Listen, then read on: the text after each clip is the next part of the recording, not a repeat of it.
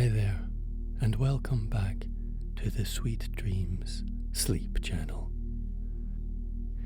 Join us as we follow the journey of Malcolm Stewart, a young boy from the misty harbour town of Portree, who trades his simple life for the call of the ocean.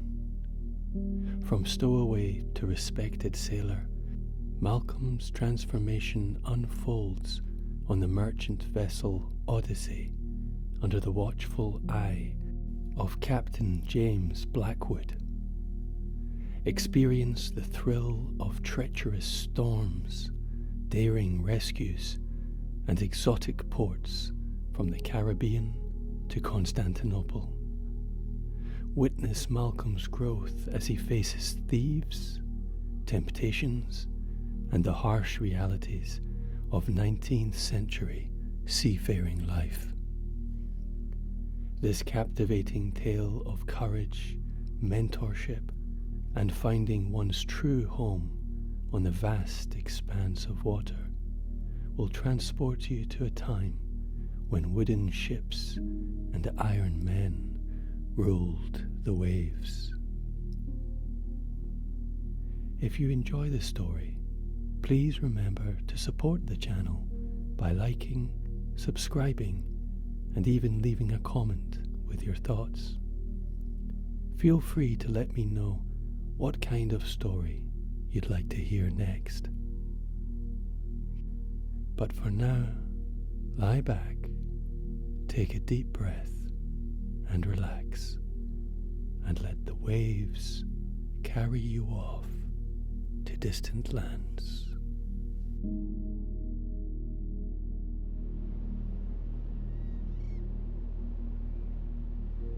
In the grey-stoned harbour town of Portree, where the mists of the Isle of Skye wrap around chimney tops like curious ghosts, I spent the first 15 years of my life with nothing but dreams of the sea to warm me. My name is Malcolm Stewart, though in time I would earn other names among the sailing men.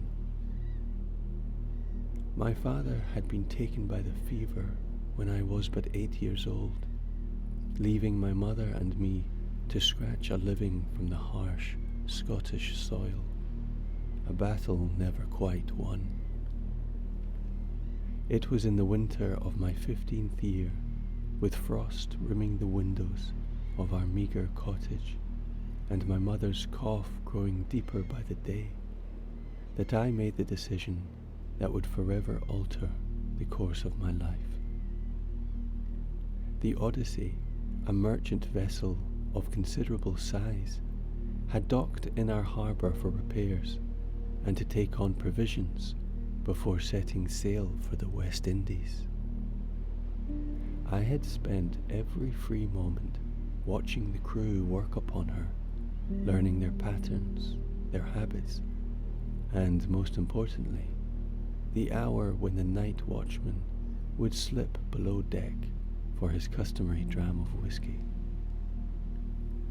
On a bitter January night, with nothing but a small sack containing a change of clothes, my father's old clasp knife, and a loaf of hard bread, I crept along the pier. The wind howled across the water like a banshee's wail, as if warning me against my course. I left behind a letter for my mother, explaining that I would return one day with enough coin to see her comfortable.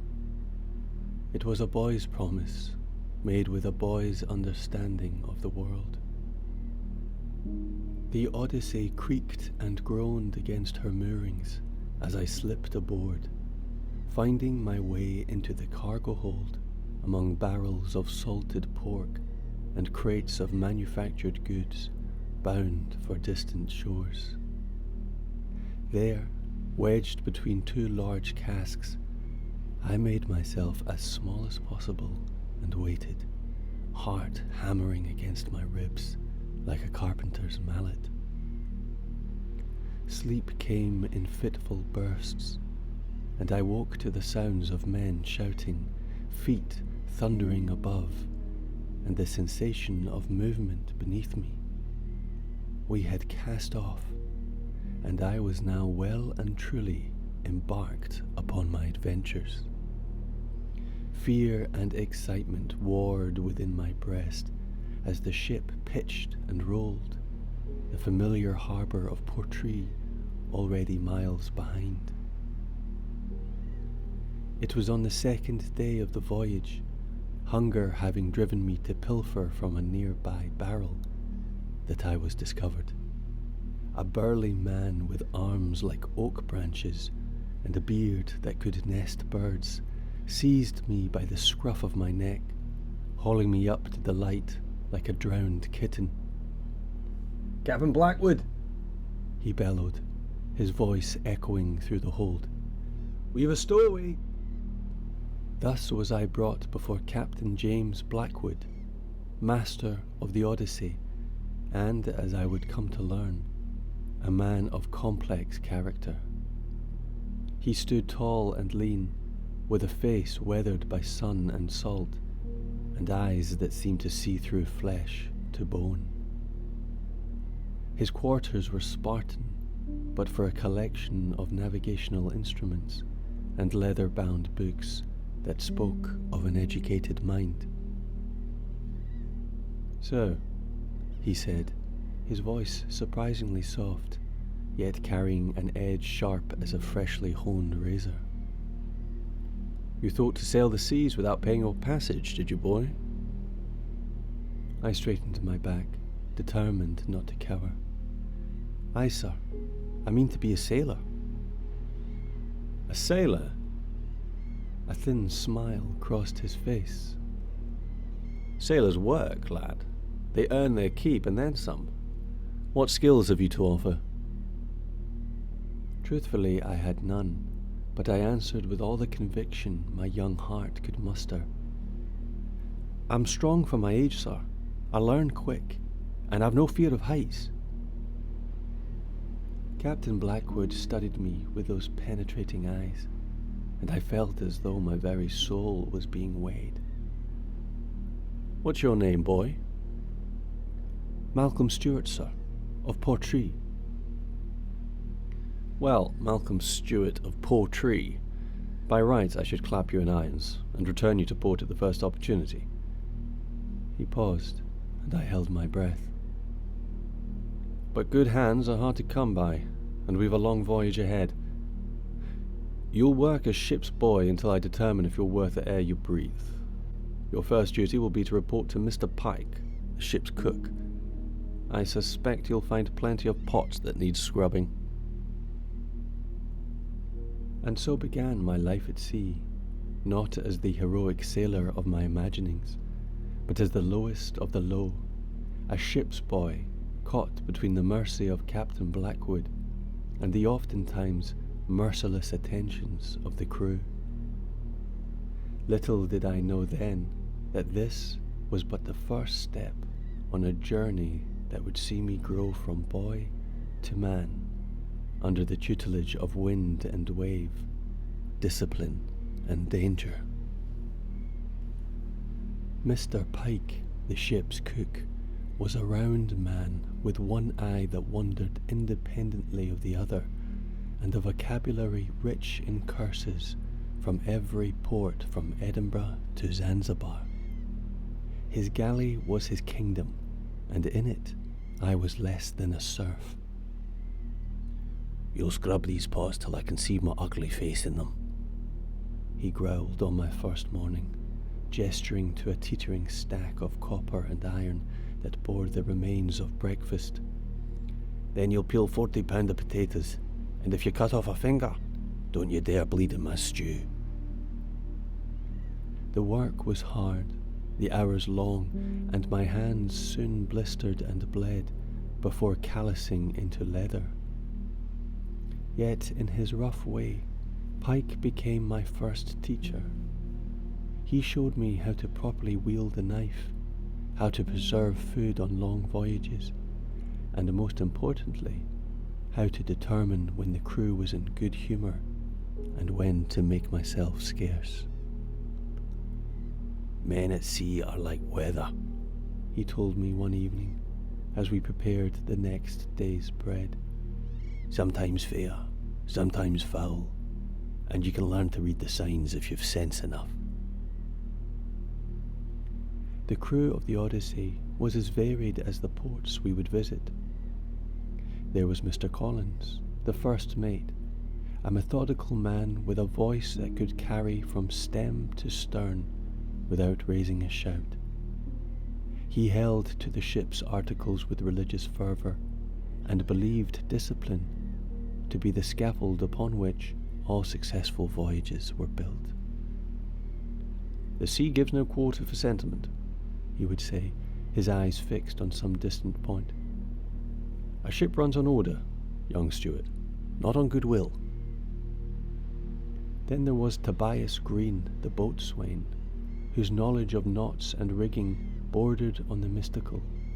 His fingers, thick as sausages, could work the most delicate of repairs, and he moved through the air on the ship's lines with the grace of a dancer. "Come aloft with me, lad," he offered one clear day, perhaps a month into our voyage. "Time you learn something useful."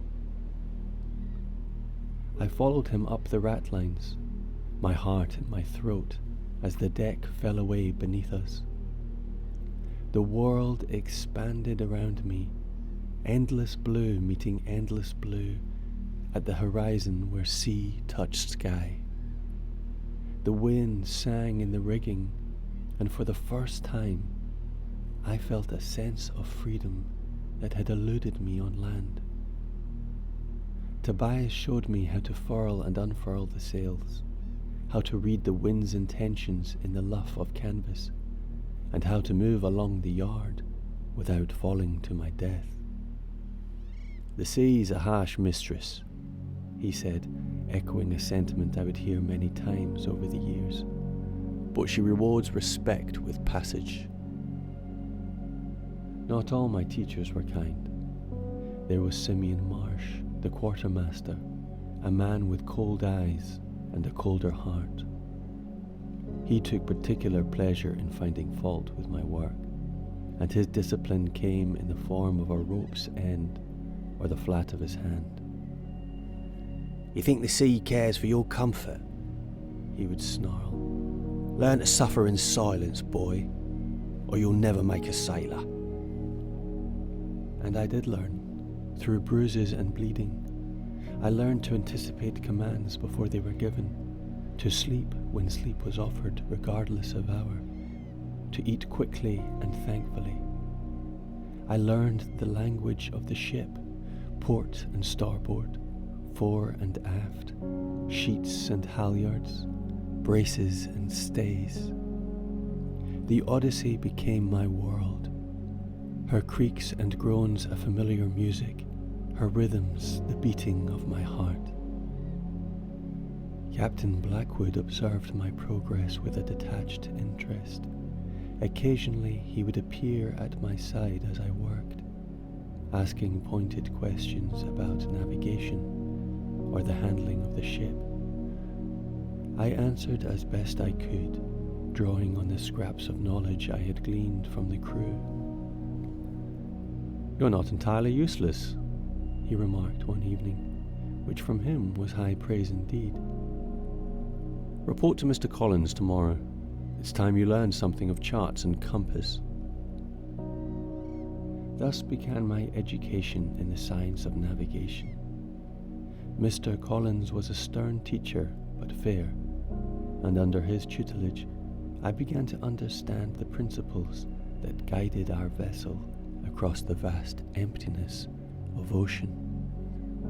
I learned to measure the sun's height with a sextant, to calculate our position using logarithm tables, and to plot our course on charts that represented the known world. It was during this time that I also became acquainted with Jacob Miller, the ship's carpenter. Miller was a quiet man with thoughtful eyes, who spoke little but observed much. His skills extended beyond woodwork to medicine, and it was he who attended to the crew's injuries and ailments. "Their body's like a ship," he told me as he treated a gash I had received from a splinter of wood. "Maintain it well, and it'll serve you true." Miller taught me to recognize the signs of scurvy and other ailments that plagued sailors, to set a bone and stitch a wound. These were practical skills, he explained, that could mean the difference between life and death at sea.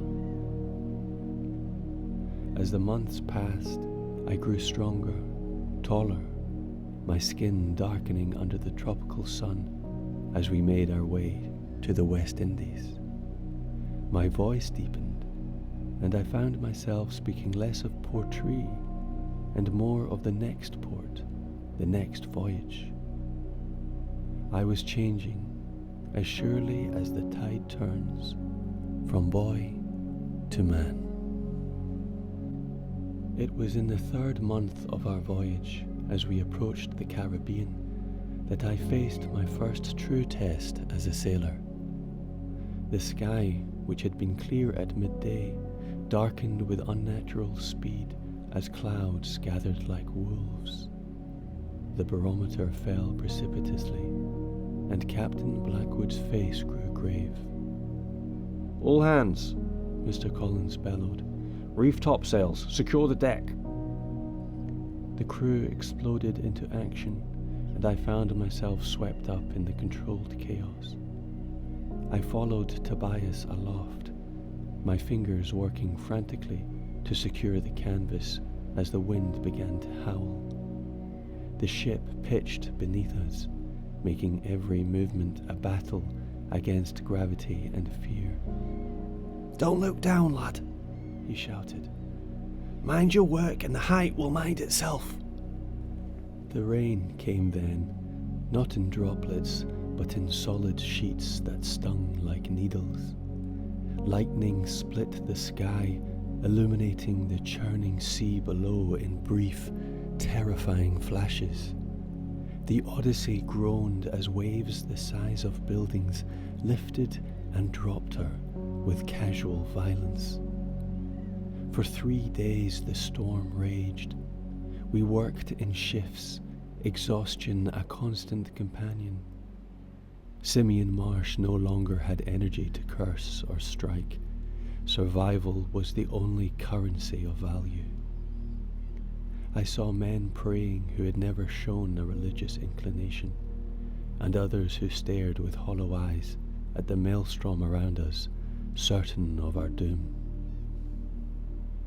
Captain Blackwood stood on the quarterdeck throughout, lashed to the rail with a rope, giving orders in a voice that somehow carried over the storm's fury. He showed neither fear nor doubt, and in his steadfastness the crew found courage. On the 3rd night, as I struggled to help replace a torn line, a massive wave broke over the starboard bow. The force of water swept across the deck, taking with it anything not secured, including young Thomas White, a sailor scarcely older than myself. His cry was swallowed by the wind as he vanished into the darkness. Without thinking, I seized a coil of rope, tied one end to the nearest post and the other around my waist. Then I leapt into the churning sea after him. The cold was a shock that drove the breath from my lungs. Salt water filled my mouth, my eyes, as waves tossed me like a rag doll. By some miracle, or perhaps the hand of Providence, I caught sight of Thomas flailing in the water, not 10 yards distant. With strength born of desperation, I swam to him, caught hold of his jacket, and began to haul us both back toward the ship, using the lifeline. I don't remember being pulled aboard. I remember only coughing water from my lungs, and Captain Blackwood's face above mine, his expression unreadable in the storm's gloom. "That was either the bravest or the most foolish thing I've ever witnessed," he said. "Time will tell which." Thomas recovered, though he would always walk with a limp from a leg broken during his rescue, and when the storm finally passed, leaving us battered but intact beneath a clear sky, I found my status among the crew had changed. No longer was I merely the stowaway boy. I had become, in their eyes, a man who had proved his mettle. Even Simeon Marsh regarded me differently, though his words remained gruff. "Don't let it swell your head," he warned. "One act doesn't make a sailor." But Captain Blackwood called me to his quarters where, for the first time, he offered me a seat and a small measure of rum. "What you did was reckless," he said without preamble. "You might have died, and Thomas with you." I nodded, accepting the rebuke. "But," he continued, "it showed courage and quick thinking. Those are qualities I value in my crew." He studied me for a long moment. "You've come some way from the boy who stowed away in my hold. There's more to learn, of course. There's always more to learn. But from this day forward, you'll draw sailor's wages and stand regular watches." And so, at 16 years of age, I officially joined the crew of the Odyssey, not as a boy, but as a man. The West Indies unfolded before us like a fever dream.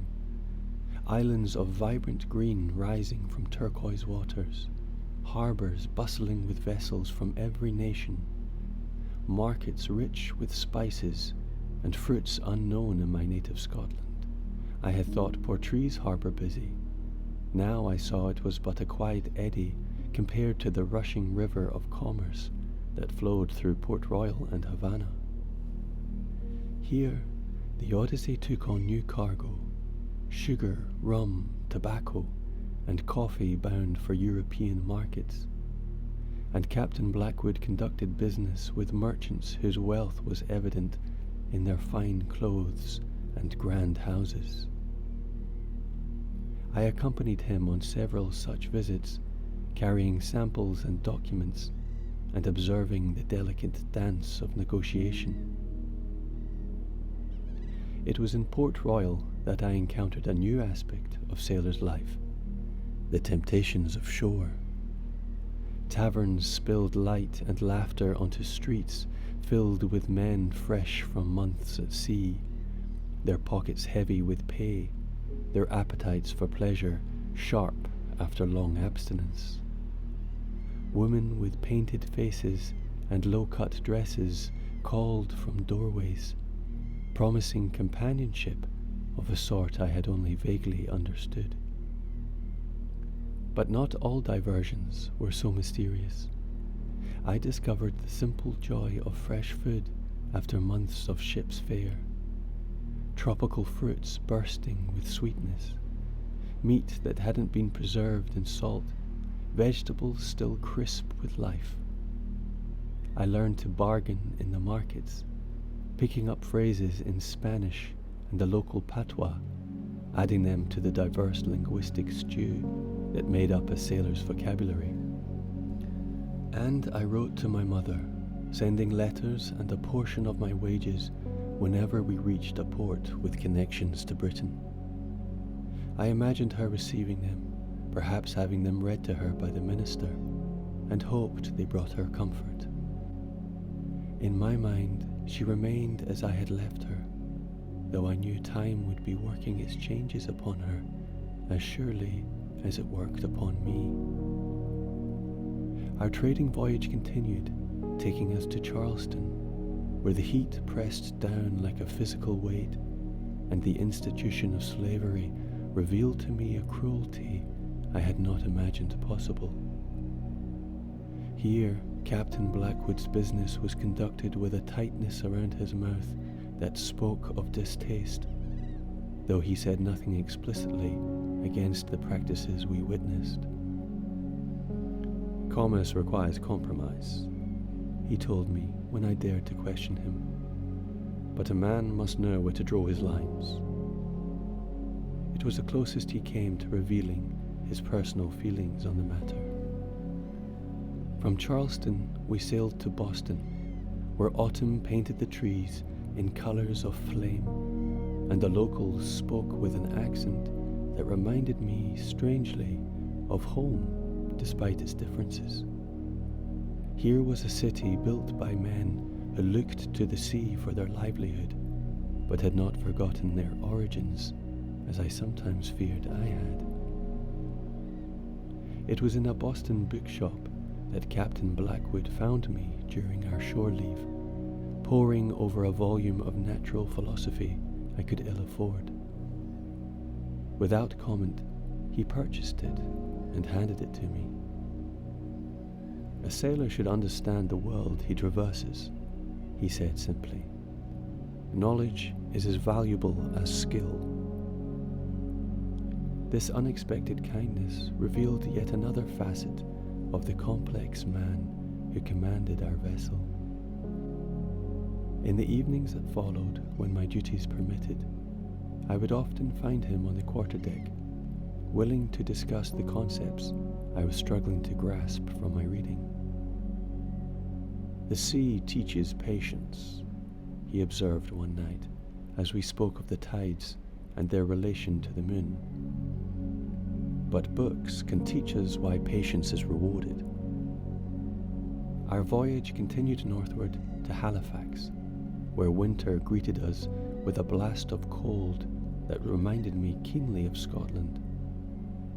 The Odyssey took on timber and furs before turning eastward for the Atlantic crossing that would return us to Europe. It was during this crossing that I encountered my first real taste of command. Mr. Collins had fallen ill with a fever, and Captain Blackwood, to my astonishment, assigned me to take the first mate's watch. "You've been studying navigation for months," he said matter-of-factly. "Time to put theory into practice." And so I found myself responsible for the ship's course and the men on watch, a position that sat upon my shoulders like an ill-fitting coat. The men, many of whom had been sailing since before I was born, watched me with expressions ranging from amusement to outright skepticism. "Stuart's playing officer," I overheard one say, chuckling. Tobias, ever my ally, silenced the talk with a glare. "Captain's word is law," he reminded them, "and the lad's earned his chance." That night, as clouds obscured the stars and a light rain fell, I made my first serious error. Misreading the compass in the dim light, I adjusted our course several degrees off the heading Captain Blackwood had set.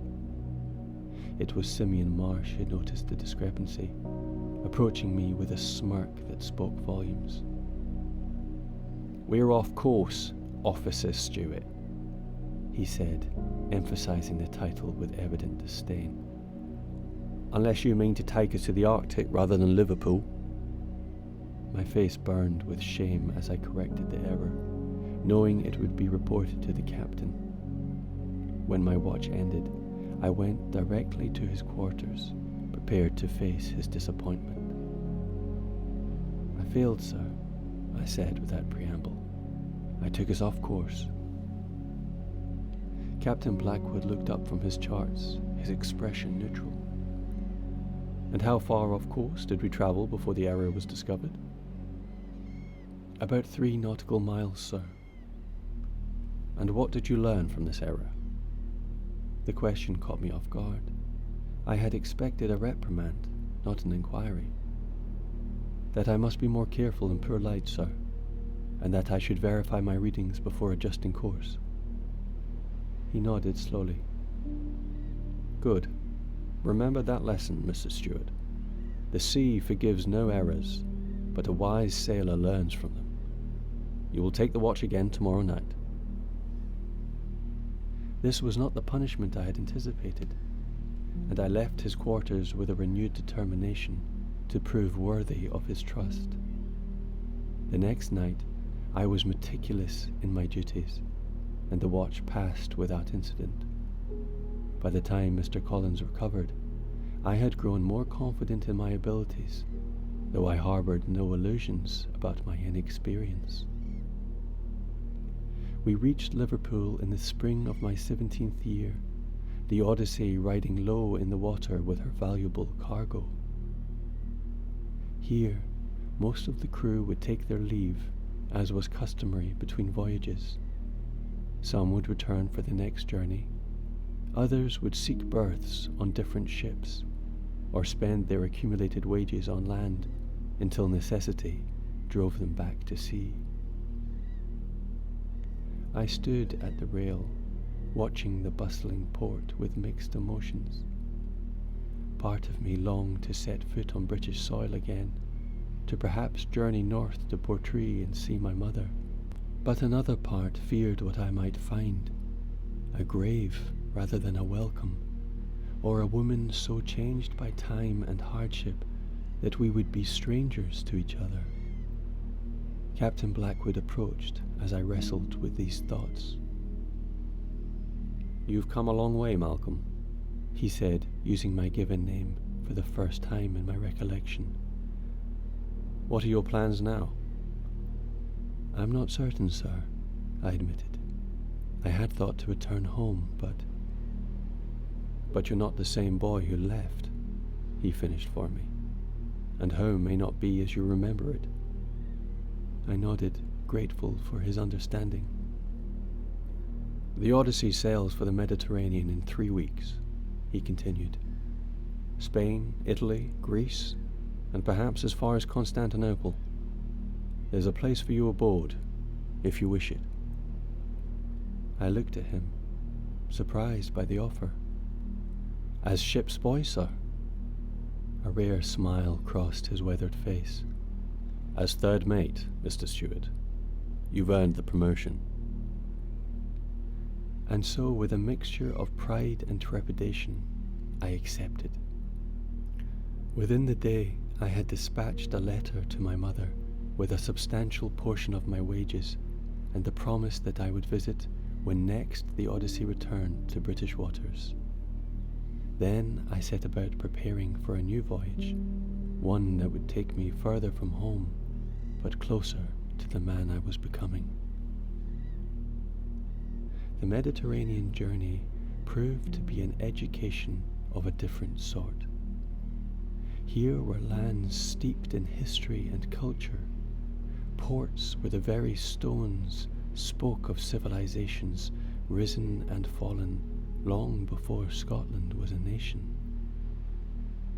I walked the streets of Barcelona, Marseille, Naples, and Athens, each city revealing aspects of humanity, both familiar and utterly foreign. In Naples I encountered art that stole my breath, paintings and sculptures that captured the essence of life in a way I had never imagined possible. In Athens, standing before the Parthenon, I felt the weight of centuries pressing upon me, a humbling reminder of man's aspirations and time's indifference. But it was in Constantinople, Istanbul as the locals called it, that I faced my greatest challenge. The Odyssey had taken on a cargo of silk and spices for the return journey, and Captain Blackwood had gone ashore to conclude some final business. The crew, too, had mostly departed for a last night of shore leave, leaving only a skeleton watch aboard. I was checking the securing of the cargo when I heard unfamiliar voices above deck. Drawing my pistol, I carried one now, as befitted my rank, I crept toward the companionway. Through the hatch, I could see 3 men moving stealthily across the deck. They were not crew members, and their intentions were clear as they approached the captain's quarters, where our strong box was kept. I had seconds to decide. To confront them alone would be foolhardy. To wait for help might mean the loss of the ship's funds. In that moment, I remembered Captain Blackwood's words about a sailor learning from his errors. Rashness had nearly cost lives during the storm. Now, prudence might save our cargo and coin. Slipping back down to the hold, I roused the few crew members still aboard with urgent whispers. Jacob Miller, Tobias, and 2 others gathered around me as I explained the situation. "You'll need to take them by surprise," Tobias said, his voice low. "Separate them if we can." We armed ourselves with belaying pins and knives, then split into pairs to approach the intruders from different angles. Miller and I took the main companionway, while Tobias and the others would come up through the forecastle. The confrontation was brief but violent. The thieves, caught between our 2 groups, fought with the desperation of cornered rats. One managed to slice a deep gash in my arm before Tobias brought him down with a blow to the head. Another leapt overboard, preferring the waters of the Golden Horn to capture. The third we subdued and bound for the authorities. When Captain Blackwood returned, accompanied by the rest of the crew, he found us cleaning blood from the deck and tending to our wounds. His eyes took in the scene, coming to rest on the bound thief and the weaponry we had confiscated.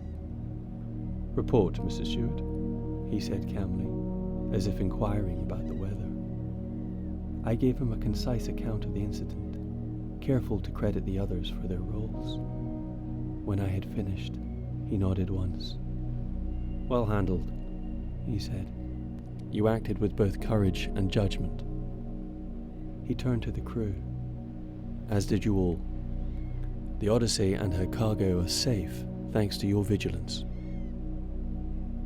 The bound thief was handed over to the port authorities, and we sailed with the morning tide. My arm throbbed where Miller had stitched the wound, but I felt a sense of quiet pride. I had faced danger not with the reckless bravado of youth, but with the calculated response of a man who understood the value of what he protected. As we passed through the Bosphorus, leaving the minarets of Constantinople behind, Captain Blackwood joined me at the rail. "You'll bear a scar from this night's work," he observed, gesturing to my bandaged arm. "Aye, sir, but scars tell stories, as Tobias says." "Indeed they do, and a man is, in many ways, the sum of his stories." He paused, looking out over the water. "When I first found you in my hold, Malcolm, I saw a boy running from something.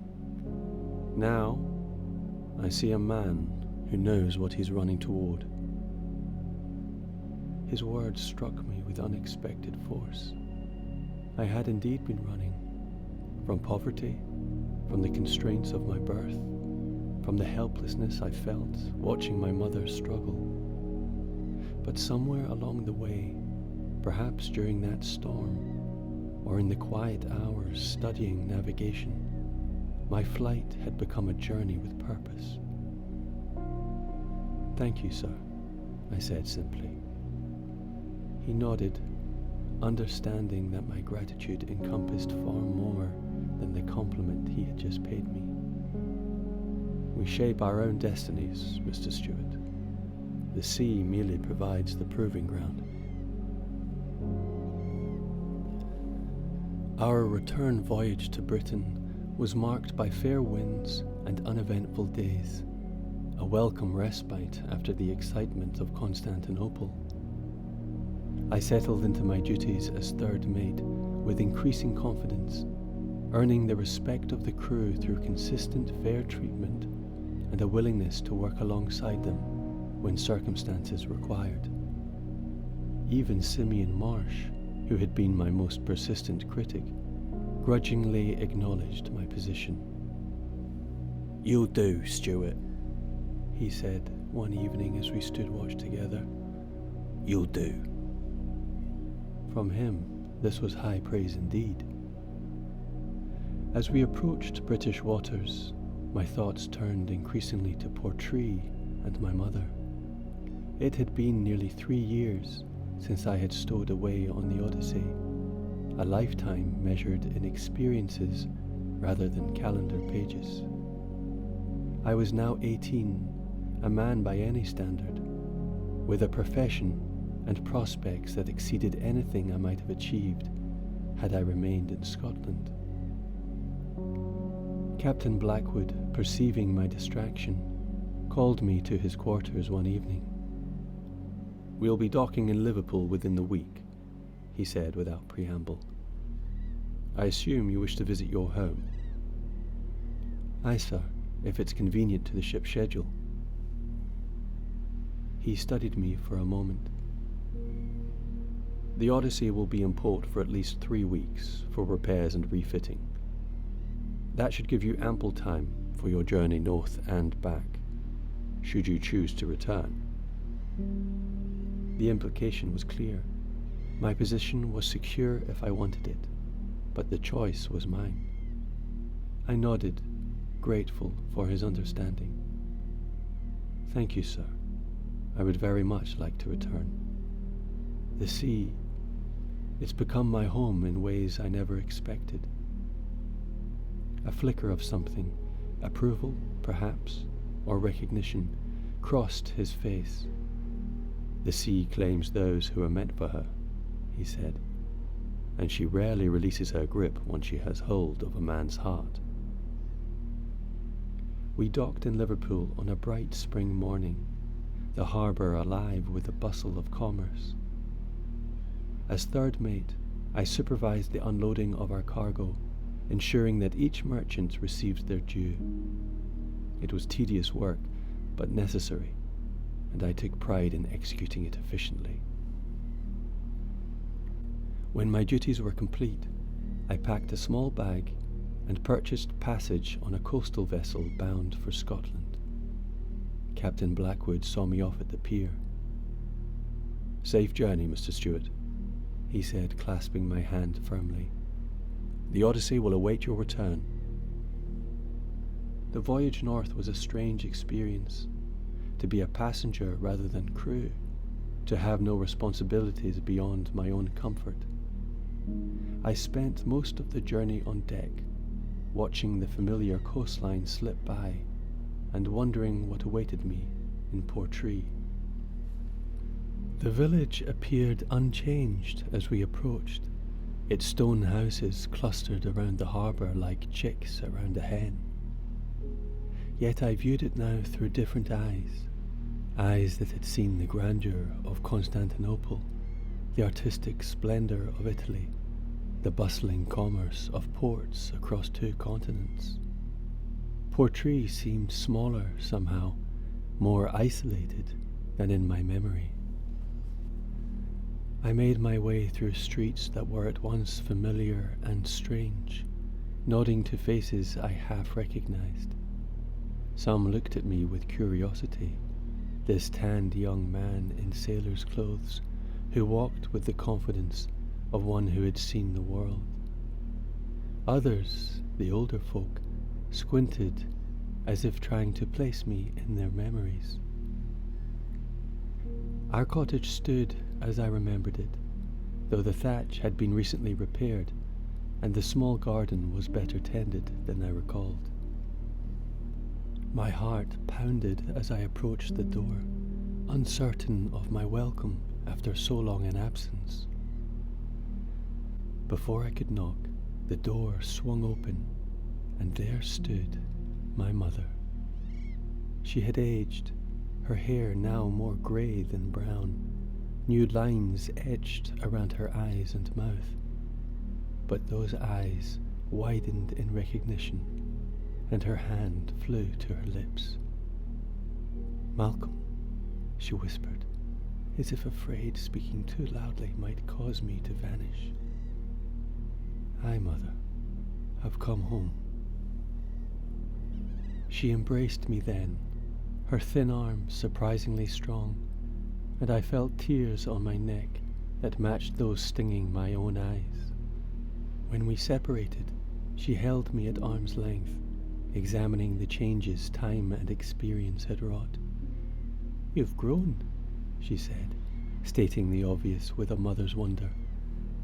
"And darkened by the sun.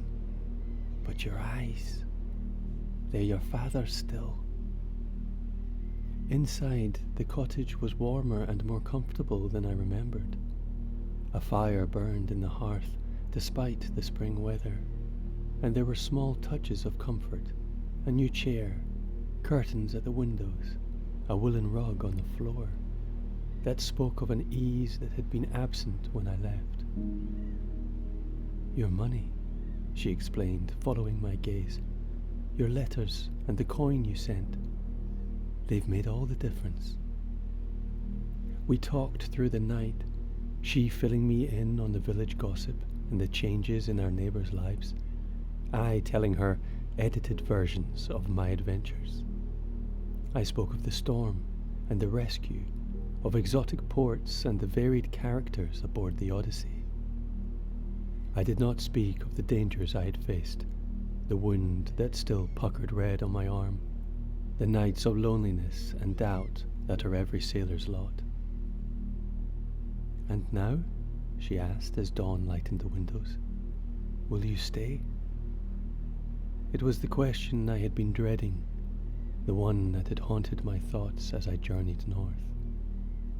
Looking at her face, lined with years of hardship but bright with hope, I found I could not lie. "I cannot, Mother. The sea, it's in my blood now. And I have responsibilities, a position. I'm third mate on the Odyssey." Pride and sorrow warred in her expression. "Like your father, then. He could never stay ashore for long either." "I'll visit when I can," I promised, "and I'll continue to send money. You'll want for nothing." She smiled, a gesture that contained both acceptance and loss. "I want only for you to be happy, Malcolm, and safe." "I am happy," I assured her. "Happier than I could have been here, I think." We had a week together, a time of reconnection and gentle adjustments to the people we had become in each other's absence. I repaired things around the cottage, chopped wood for the coming winter, and visited old acquaintances. But always, my thoughts would stray to the Odyssey waiting in Liverpool, to the open sea and distant horizons. When the time came for me to leave, my mother walked with me to the harbour. The fishing boats bobbed at their moorings, so small compared to the vessels I now called home. A lifetime ago, I had sneaked away from this place, a boy with dreams but no direction. Now I was leaving openly, a man with a purpose and a path. "You'll write," she said, a statement rather than a question. "Aye, at every port, and I'll return when I can." She embraced me one last time, then stepped back, squaring her shoulders. "Go then, with my blessing. The sea has claimed you, as it claimed your father before you. Who am I to argue with such a powerful mistress?" I boarded the coastal vessel with a heart both heavy and light, heavy with the sorrow of parting, light with the knowledge that I was returning to where I belonged. As Portree receded in the distance, I did not feel I was leaving home behind. Rather, I was heading toward it. The Odyssey awaited me in Liverpool, her familiar lines a welcome sight after my journey south. As I approached the gangplank, I saw Captain Blackwood on the quarterdeck, conferring with Mr. Collins. Both men nodded in acknowledgement of my return, a gesture that contained more welcome than effusive greetings might have done. "Mr. Stewart," the captain said as I reported to him, "you've returned." "Aye, sir. Ready for duty." He studied me for a moment, perhaps seeing the resolution in my bearing. "Very good. We sail with the evening tide. The Mediterranean again, then perhaps beyond. There's talk of a trading expedition to the Far East." "The Far East, sir?" I had heard sailors speak of China and Japan, lands of silk and spices, strange customs and ancient wisdom, but had never thought to see them myself. "Indeed, the journey would be long, a year at least, possibly two, but the rewards would be substantial, both in experience and in profit." He raised an eyebrow. "Are you interested, Mr. Stewart?" I thought of Portree, of my mother's face as she bade me farewell. I thought of the promise I had made to return when I could. But I thought too of unknown waters, of stars I had not yet navigated by, of lands whose very names were exotic music to my ears. "Very interested, sir," I replied without hesitation. He nodded, as if my answer confirmed something he had already known. "Good. See to your duties then. We've much to prepare." As I turned to go, he spoke again. "One more matter, Mr. Stewart. I've been considering the future of the Odyssey and her command." I waited, uncertain of his meaning. "I'm not a young man," he continued, "and while I've no intention of retiring to shore just yet, a wise captain plans for succession. Mr. Collins has his own ambitions toward a larger vessel. In time, with continued diligence and study on your part, I believe you might be fitted for command yourself." The suggestion took my breath away. To go from stowaway to captain of such a vessel would be a journey few had made. "Sir, I'm honored by your confidence." "Don't be honored. Be worthy of it." His tone was brusque, but not unkind. "Now, to your duties." I spent the rest of the day in a state of controlled excitement, directing the loading of provisions and checking the rigging with extra care. The possibility Captain Blackwood had raised seemed almost too grand to contemplate, yet it kindled a flame of ambition I had not known I possessed. As evening approached and the tide began to turn, I took a moment to stand at the rail, looking out over the harbour toward the open sea beyond. The sun was setting, painting the water in shades of gold and crimson. A royal carpet rolled out toward adventure. From stowaway to ship's boy, from common sailor to third mate, from third mate, someday with fortune's favour, to captain. The path stretched before me like the sun's glittering track across the waves, leading to horizons I could not yet imagine. 3 years ago I had fled Portree with nothing but desperate hope and boyish dreams. Now I stood on the deck of the Odyssey as a man grown, with skills and knowledge hard won, with scars both visible and hidden, with a place in the world I had carved for myself. "All hands," Mr. Collins called. "Prepare to cast off." The familiar rush of activity surrounded me as the crew moved to their stations. I took my place, feeling the deck shift beneath my feet as the Odyssey responded to the release of her moorings, eager as I was for the open water. Captain Blackwood appeared beside me, his eyes on the horizon. "A fair wind, Mr. Stewart," he remarked. "The sea beckons." "Aye, sir," I replied, my heart full. That she does. And so we sailed, the Odyssey and her crew, out of Liverpool harbour and into the gathering dusk. Behind us lay the known, Britain, Portree, the paths already travelled. Before us stretched the vast mystery of the ocean, its dangers and wonders alike veiled by distance and time.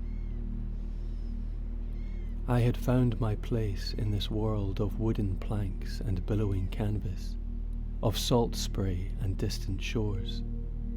Whatever storms might come, whatever challenges might arise, I would face them with the strength and wisdom I had gained upon the salt-sprayed path that had led me from boy to man, from landsman to sailor, from flight to purpose. The stars appeared one by one overhead, eternal guides for those who knew how to read their positions. I recognized them now, these celestial friends, had learned their names and the secrets they held for navigators. They would light our way forward into whatever adventures awaited beyond the known horizons. The Odyssey gathered speed, her bow cutting through the waves with purpose and grace. The wind filled her sails, a symphony of creaking timber and taut rope that had become the music of my life. I breathed deeply of the salt air, feeling it fill my lungs and my spirit alike. This was freedom. This was home. This was the life I had chosen and that had, in some mysterious way, chosen me. And as night fell fully upon the waters, with England fading behind us, and the great wide world ahead, I knew with bone-deep certainty that I would never again be that frightened boy hiding among the cargo. I was Malcolm Stewart, third mate of the merchant vessel Odyssey, a sailor born and bred, with the sea in my blood and the wind in my heart. The journey continued, and I with it.